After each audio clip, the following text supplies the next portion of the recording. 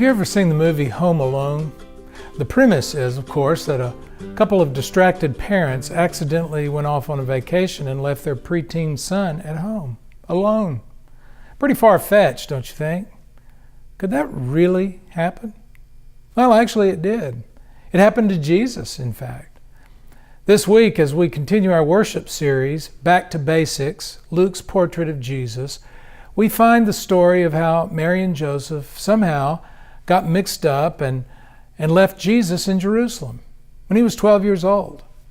They'd gone to Jerusalem for Passover and were returning home to Nazareth, and at some point on the journey home, they realized that Jesus was not with them. How could that happen, you might ask? Well, biblical archaeologist and teacher Jim Fleming has a great way of talking about this story. Jesus, at 12 years of age, was on the cusp of becoming a man, which in the Jewish tradition would become official at age 13 with his bar mitzvah. Mary and Joseph traveled with a large group of family and friends to Jerusalem for the Passover, and in such a traveling group, it was customary for the women and children to travel in a group and for the men to travel in a group. Fleming theorizes that Mary thought he was traveling with the men, and Joseph, knowing that Jesus was still technically a boy, assumed he was traveling with the women and children. Now, this story from Luke is really the only snapshot we have of Jesus' adolescence. Why was it important to Luke to tell this story? This week, as we continue our Epiphany worship series, we will focus on the humanity of Jesus and his parents.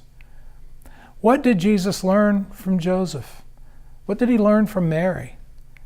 Remembering here that Jesus was fully human, we realize that he had parents who obviously had an effect on him, teaching him, shaping him, and molding him. Like most of us, Jesus grew up in a community, and it was his community and family that shaped him. You can see in Luke the portrait of an average family making their pilgrimage to Jerusalem for Passover.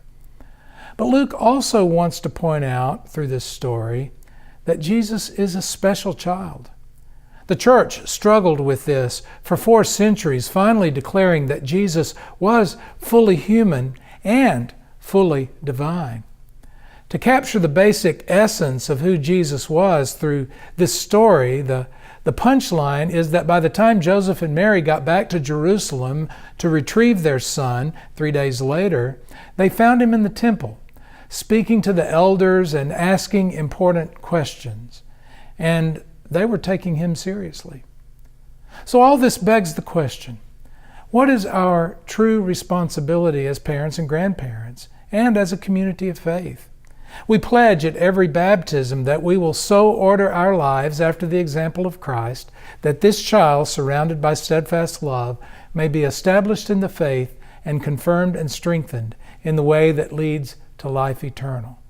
And when we make that pledge, aren't we acknowledging our responsibility for the children in our midst?